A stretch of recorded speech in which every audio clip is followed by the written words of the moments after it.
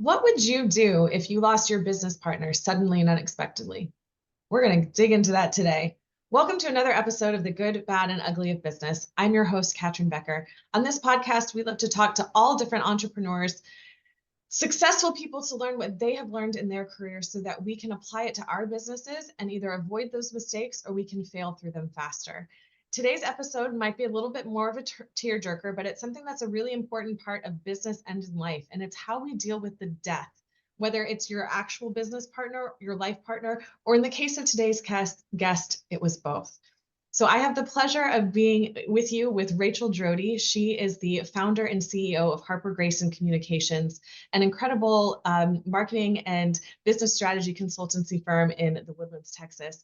And she's gone through some pretty hard things in 2023, but it's really important to talk about it so that you can learn from it and apply it to your life and to your business. So Rachel, welcome to the show. Thank you, Catherine. So glad to be here. Absolutely. And thank you so much for being so willing and open to discuss this. As we will get in, you've kind of been forced to be pretty public about it.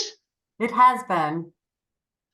So tell us a little bit more about your late husband, Hal Drody, and the situation that led you to where you are now.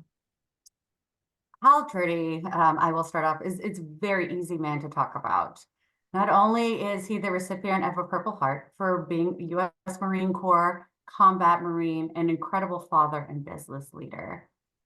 I married a wonderful man. And in March of 2023, my business partner and my husband passed away tragically due to a heart attack. We had no known warning signs, any health issues that brought it up. So it was a complete shock and devastation, not only to my family, my team, our surrounding community, and to the business. Hal and I were networking, just like most entrepreneurs are. We're both out there publicly. We were in networking groups. Both of us were extroverts. I'm more of an introverted extrovert, but he was an extrovert through and through. So the community not only felt it for the disappearance of his big, larger than life public heart that was there with everybody and wanted to hug everyone, we felt it through everything. So the devastation has run through. You know, now as we're recording this in the end of December 2023, 9 months later, people are still coming up to you. They're still acknowledging that. So, you know, we were speaking beforehand that it's a lot of reopening that wound. And here we are talking about it and reopening it again. But I appreciate you doing it for the good of people to learn and grow from what you've learned and grown from. So we notice a lot through grief is it becomes an uncomfortable thing for people wanting to hear or to talk about, but they need to move through the grief.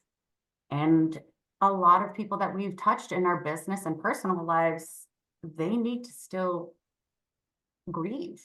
And so as I call it re-entering the public life, coming out from behind my computer screen, starting to make more public appearances and be in places. We've touched so many people that it is almost a daily occurrence if I'm out. We have just touched so many lives that they still come up to us. And it's an honor. It really is. But there's the emotional other side of it is that there's no escaping it. Mm. There's not a happy hour out. I love talking about him. Mm. But they're grieving, and we have to get through that emotional grief, because there is nowhere for them to put it. And it is easier for someone to have that conversation with me, whether I'm ready for it or not. They're ready when they see me. So I'm at networking events and they've got big feelings, and we are addressing that along with business. And so there's no compartmentalizing my grief, because my business partner is gone. And how are we moving forward in business? What is going on with that? How are the kids doing? How is this going? And it's a constant talk that this, entrepreneurial life that I have is now bringing very much the public hurt that I experienced this year. It's a double-edged sword. Absolutely. And I must imagine, most people don't have all that much experience with death. I know from my own personal experience, the death of pets and the death of my grandparents and that's those are kind of expected things. Like, people still give their condolences. It's still hard, but this was a really unexpected thing. And I think people don't always know how to even, like, what to say, how to address it. Like, what are the social, quote unquote norms of how this is supposed to be done? I personally don't think there's probably any right way to do it. But for those people who, say you're working in a business, you've got a lot of employees, or, working with networking, like, what has been the best way for people to come up to you that has been the most helpful both for you and for them? What advice would you give people? So one of the things that I've noticed as I have been approached by people with different ways to come about, and they weren't quite sure. I adore when someone comes up and has a happy memory. And they Mm, were just like, do you know how much it meant to me when Hal did this? That's healing. I want to hear the joy that that man brought. I don't want his memory to go. It mm, should always live, not just for me, for his children, just that growth. It is way harder that when his name is brought up, that people go and they want to shrink away from it, because that shows me that there's some shame that I should hide that away. There's nothing I did wrong. There's nothing he did wrong. It's sad and it's heartbreaking, but there's healing in it and being able to positively celebrate the joys that came from it versus focusing on the tragedy. And that's what I much rather build his legacy than talk about the constant hurt that came in all the time. So I mm. love hearing about that he's missed, or that there's joy in what he did, or how he's helped somebody out, because those are beautiful memories that are gifts. Yeah. And it really keeps them alive in your heart. And to other people's memories, he shouldn't just live on with me. It's not a selfish thing where I get to keep him. Mm, I'd like him to be a positive force for other people. He spoke all the time to small business owners. And one of the favorite stories that he told was about a young boy who stood on the beach, and every single, when he walked out onto the beach, thousands of these starfish have washed onto the ocean, onto the beach. And the little boy, not knowing what to do, and there's so many of them, there's no way he could save them all. But he jumped out there, and one by one, he started just throwing them back. And an old man passed him on the beach. He said, "Boy, you can never save them all." And the boy said, "But to the ones that I am saving, it makes all the difference in the world." mm, And he'd pass out starfish. And every time he spoke to businesses, it was about doing those small little bitty things. So if I can keep that joy alive, or the memory, or his bravery, or his kindness still going, that's the legacy that as a partner and as a wife, I want to keep. And I want to fan those flames. But it is really hard to constantly deal with the tragedy yeah. and that loss of that day in March. Yeah. And I think, to apply it broadly to all different types of business owners and all different types of situations, it doesn't have to be a death of this magnitude, of this level of tragedy, of this big T. There's little things that happen unexpectedly in our business all the time that might leave us emotionally reeling. What was the most beneficial thing for you in dealing with this private thing in public while running a business? And I know that it affected all of your employees because Hal was, he was kind of the patriarch of the business. It In was. addition to being the patriarch of your family, like he was such a leader and he was one of those people that you just looked up to and just so natural to follow his lead. So what kind of things did you learn through that process that might help someone else? Taking a look through the process and things that we succeeded at and things that hurt.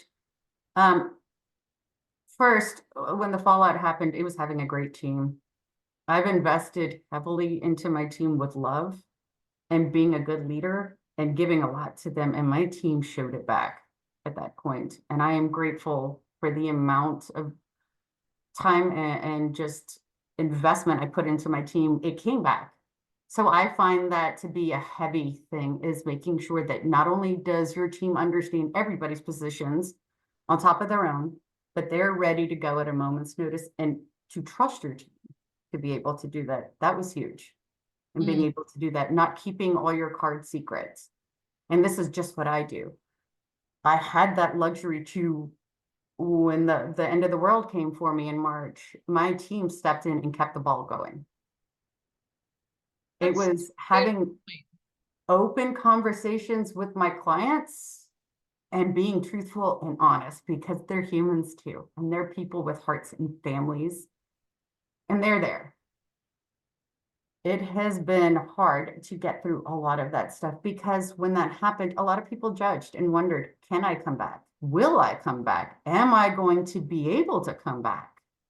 And I dealt with a lot of doubt when people had never doubted me before. I'd started this business on my own prior to even meeting and marrying Hal. But then the question came in, can I do it alone without him? And that was a surprise. Yeah. And I know my drivers and how strong I am, but it started making me question myself. Can I do this? Again, being this hurt. Mm. And I talked to my grandmother, who is in her 90s and has been widowed twice, leaving his legacy to be something of joy and of moving forward, especially being married to a Marine who was a drill instructor and combat Marine. There is a driver inside of them. Like, And I had to pull from that, because there is one in them, but it's just like, you don't want that to be part of their legacy, to see your destruction be part of it. mm-hmm. And I wasn't going to allow that. That was one of the things that it hurt to hear, that I didn't want my destruction to be his legacy or to be an honor to him, because it wasn't. Right. It doesn't serve him, doesn't serve you. Doesn't serve anyone. And letting a lot of that go. And it was hard losing a partner, because I got to be the creative one who I've always wanted to be, and write the strategies. And now I'm looking at contracts again in HR, and I'm dealing with, CPAs who, I adore, and going through all those things, but now I'm re-onboarding a whole nother job again on top of crushing down. Mm-hmm. And nobody prepares for that type of thing when you're starting up a small business. It is making sure you have that legal paperwork. What happens if something happens to you, like leaving your wills and leaving your paperwork? Do you have insurance? Key player insurance? All of these different things were top priority now, and making sure those are getting done. It's a life lesson, because at 46, no one's expecting to be gone one Monday morning while you're drinking coffee, and it happens. Well, I love what you said about, being open and honest with your clients, of, what's happening in the reality that you're dealing with, and that everyone was so understanding. Do you think part of your process in picking clients, led to that? Because, not everyone is so understanding. Some people be like, I'm paying you for a service, you better deliver. So I'm glad that it wasn't your experience. So that's been a big thing about my company when we've been since the start of it, is finding out that target audience. And I think that's really important for any business, but in marketing, that's, part of what we live and breathe. And, when you find somebody that aligns with your goals, your morals, those are the right clients. They have not only picked me, but I have picked them back. And it is a chosen business partnership of what we were doing. That makes a big difference too, because we are also looking for people that are about their families and want their business partners to not only support them, not just for the acts but for their families. We support your team. I want to know when their birthdays are. Those are important things that you find other businesses that align who you are deep down in who the company and what does it stand for, and the morals that go along with your company. And that has been a key part that my company's always gone after, is making sure that we align deeply with who our clients are, because not everybody's for everybody. And if you're just going after the money, when that happens, money will walk away from you. Mm. You drop service, money will walk away from you if that's the only basis of your relationship. The difference between having a transactional relationship and a more transformational one. Absolutely. Thank you for wording that so beautifully. Welcome. The other part I really love about this is how active both of you and Hal were, in networking groups. That's how you and I met, was through a networking group. many years ago and has been such a great formation of a relationship.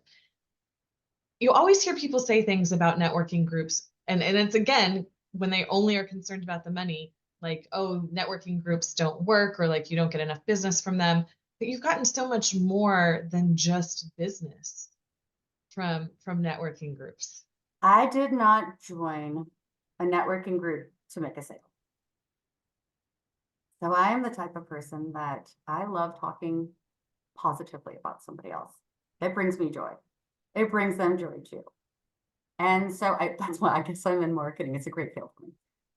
It was great to learn, and why I still love networking is to learn about these businesses, their families, how they work. Even if I'm not doing business with them, there's lessons that you can learn from the different industries. I love hearing the challenges for all of those. And that's why I joined.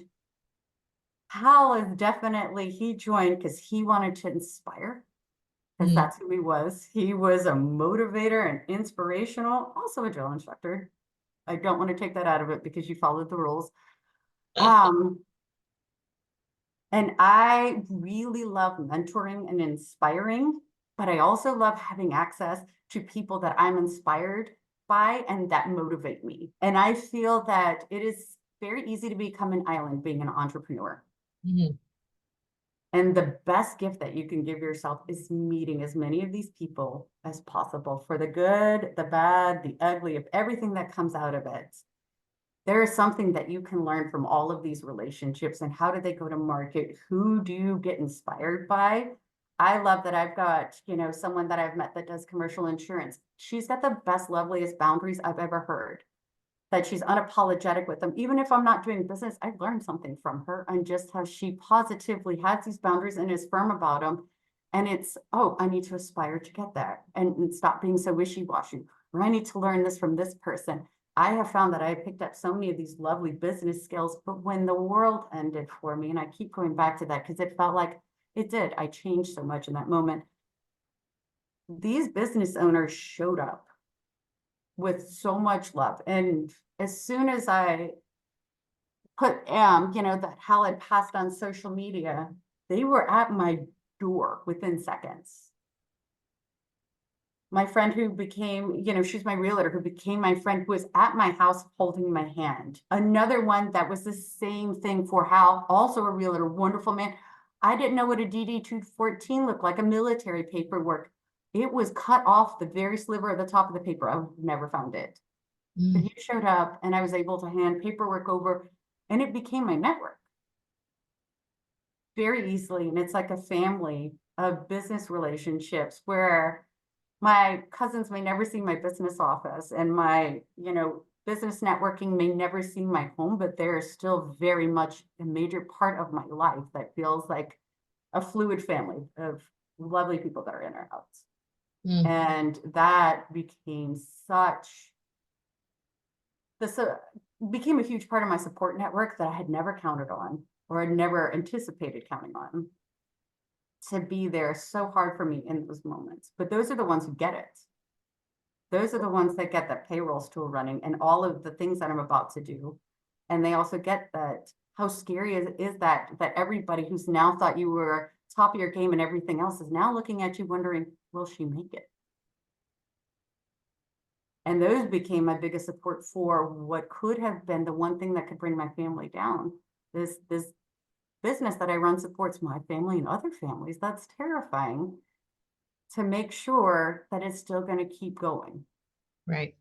And well, and that brings me to another question of, you guys had created this family within your business and the effect that it had on your employees. How has that changed? And have you hired any employees since then? And what has that onboarding process been like to bring someone in? I'm so glad that you have asked this. So my team, when my husband was passing away, we were having to go into some networking meetings. So I started calling the person that he ran one of the networking meetings for. I'm calling my team, and nobody is assuming at this time. We're assuming that we're having a heart attack and we're going to be in the hospital, and he's going to get fussed at, and salt's going to be cut out of his food, or whatever things that you assume is going to happen. No one's thinking the worst is going to happen. My director was at the hospital with me. And that was hard. And then I had another hire this year, and she's absolutely wonderful. And her husband was in one of my networking groups. So she knew of me and knew the story, and quietly onboarded with that in her heart, knowing that that was there, because it comes up during company meetings. And they've gotten used to the part where they're also getting if someone wants to talk about it, that shock and awe, like, how can you bring his name up? Where it is easy for us to talk about it now, and they are part of that grief support system. And then this fall, I onboarded someone, and she was newer to the area and didn't know us, didn't know who Hal was, didn't know who I was, didn't know our story. And that was really interesting to see someone go, I can't believe this is where this is coming out of. And they're uncomfortable, because now they're in a very uncomfortable emotional situation that they didn't cause, I didn't cause. But we're taught that grief is one of those things that's uncomfortable. We don't want to talk about it, instead of going, we've all lost somebody. We've all gone through some level of trauma. And it needs to be an easier thing to talk about.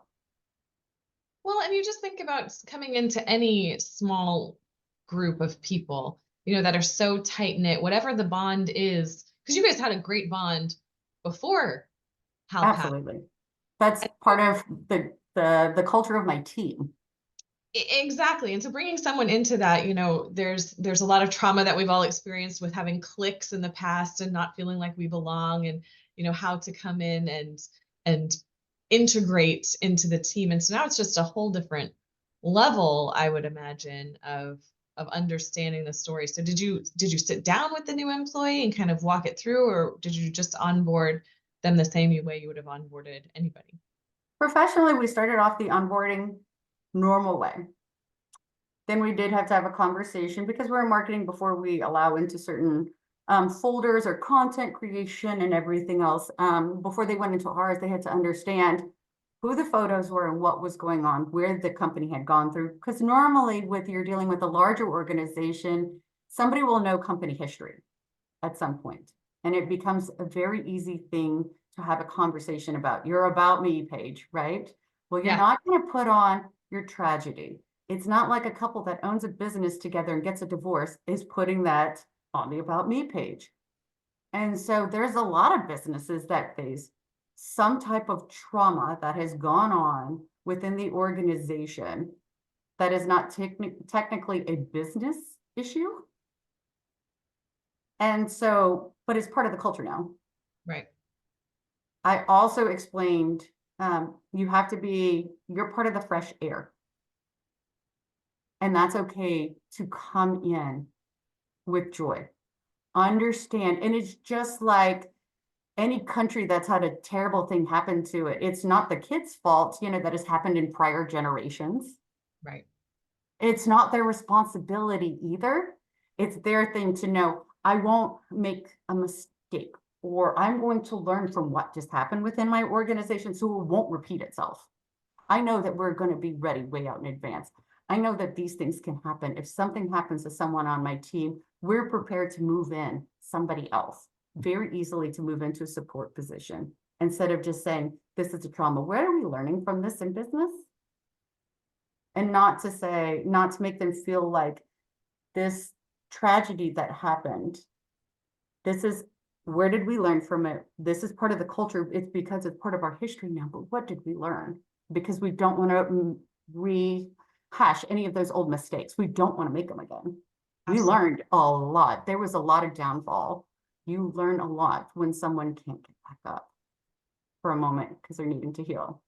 It's great that you brought up the divorce aspect of it, because that's probably something that a lot more business owners will experience rather than what you have gone through.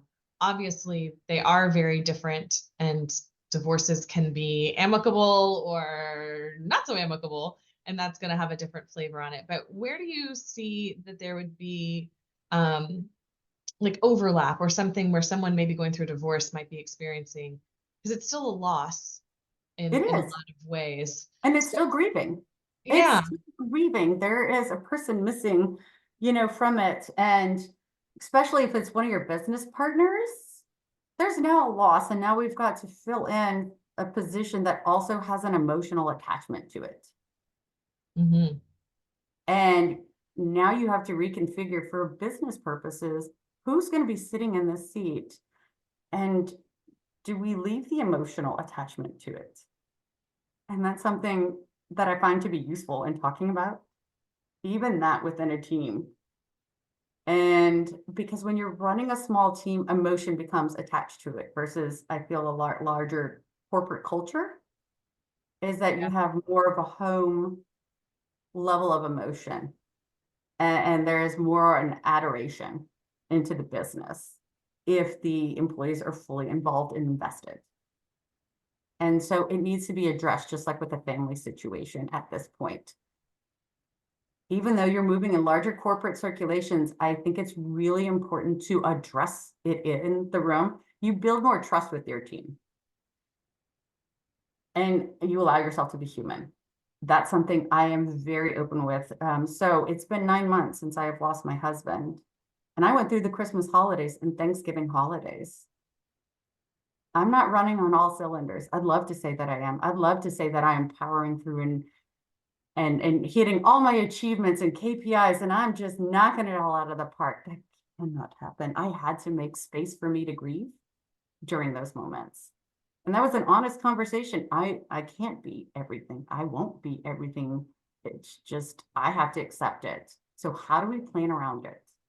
Because I don't know. It's not like my grief has hours. Office hours for grief are open. Not a thing.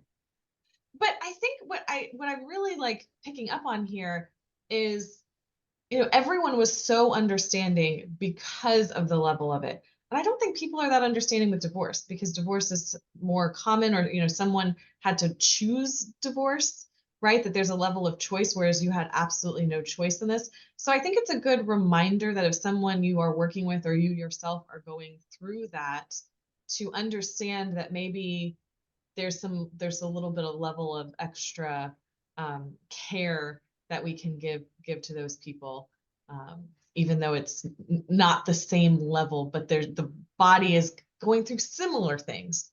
I think we all have battles that we're all fighting and that we forget. And we're so wrapped up on moving forward and being the best that we can that we put those out on everybody. We have all these level of expectations and we've forgotten that we're dealing with a person on the other side. There's a kid that has special needs for one family and they're having to fight it out. A teenager that's unruly at home. We're all fighting all of these battles and we forget that pretty quickly. My trauma is one of these large badges that's in front of everybody and that nobody knows quite how to deal with because most people aren't dealing with the loss of a partner in your early 40s. That's not something that's normal. I will say that this trauma in my life has definitely reminded me how much deeper everybody else is dealing with these things. There's a lot going on in people's lives. And yes, divorce is one of those, because where I was expecting one to be angry and the other one to come out and just, this happened to me and I'm so sad. And then I'm going to go off in this direction and show this person I've done it. Like there's still so many emotions that are going on with that type of thing. And when you're dealing with a small business, you forget that you're attached to it and that you're filtering what's going on with you is filtering through your organization. Unfortunately, whether you like it or not, and as much as we try to compartmentalize that my business is separate than my personal life, it's not. I'd love to say it is, but it's not. My working hours, everything is definitely structured to be the organization in the business I want. And so it's flexing around my life. I'm a single mother with 8-year-old twins. That's not easy. I've been through all of that. And Absolutely. I mean, I don't understand why we separate business and life, because business is just a part of our life. Like it's just one facet of it. And I think, you were able to, because you have this more less compartmentalized look between the life and the family, or the life and the business, that it made this transition more supportive, that you had the support that you needed. It is definitely the double-edged sword, is having that constant where my business wants to discuss my grief, and my business contacts want to discuss my grief, and my home is affecting my business. Yeah. And vice versa. And so it is a constant fluid state for me. And it would be lovely if I can compartmentalize them and just deal with one thing at a time. Mm. It would be lovely for everybody, I think, if they could just deal with one thing at a time, but none of us are. None of us are. And so humbling yourself and accepting that, I think, became a big thing for me, is that I couldn't just put each one in a box and deal with one of them or the other. So one last thing I want to discuss before we wrap up, and it ties in kind of beautifully to the social media aspect of the marketing that you do, and kind of the psychology of it all, is in 2023, I had several friends, unfortunately, who lost their husbands in various different ways. And something that I'll see a lot that I don't necessarily see you do, but I know everyone's dealing with it differently, is putting posts up of some sort of milestone. Like, it's been 3 months that he's been gone, or it's been 6 months, or those kind of things. And I know this is something that we were talking about offline, but I think it's really important to share that, because we're all connected on social media to people. We're going to be seeing things like this. So you were telling me a little bit about how that makes sense to you, that someone would do it that way. So can you share So when more? it comes to a post that we'll see with this, we're taught now with social media. It used to be that we could have these conversations about grief and hard trauma in our life privately with our friends, but we've become disconnected. We're so busy with our lives, and we very rarely get to see, we get to see our friends, but social media has become a platform where we're taught to emote what's going on in our lives. These are wonderful things that are going on. Grief is such a big emotion, and it needs to be shared for healing. And it is strong. They're putting this out there with, it's been so long. And I've made a lot more friends that are widows this year to learn from them. But there's a lot where you feel like you've got to, because on social media, we've been taught to do this. That's why it's here, right? We're supposed to be social. This is our platform. And their hearts, that's what they're holding. It is so big. When you see somebody doing that, it's not for that attention. It is an honor to the love that they've had, what is big in their heart at that moment. And that's where we're taught to share it. It is so funny with grief, is we want to go, that makes me uncomfortable. Yeah, it's uncomfortable that the person is gone. It is very uncomfortable. And that person needs to share that in a positive spin. Pictures of their loved one from the year before. Mm. They're keeping that memory alive, that honor. They don't want everybody to forget. They can't forget. So it's not like bringing up the loss of a loved one. We always know that they're gone. If you're bringing it up to honor and talk about what a great person that is, that's what they're doing, is this huge, big emotional ball that's sitting there that they need to share with their loved ones. So I wish, social media, we're so used to the bad side of social media as politics season as we walk into 2024, which is terrifying to all of us to watch our family members go at it again. But having those big emotions and putting it out there is one way to heal. And that's what it is. It's remembering and that healing, when we used to be able to do that in smaller social circles and have those moments to do it.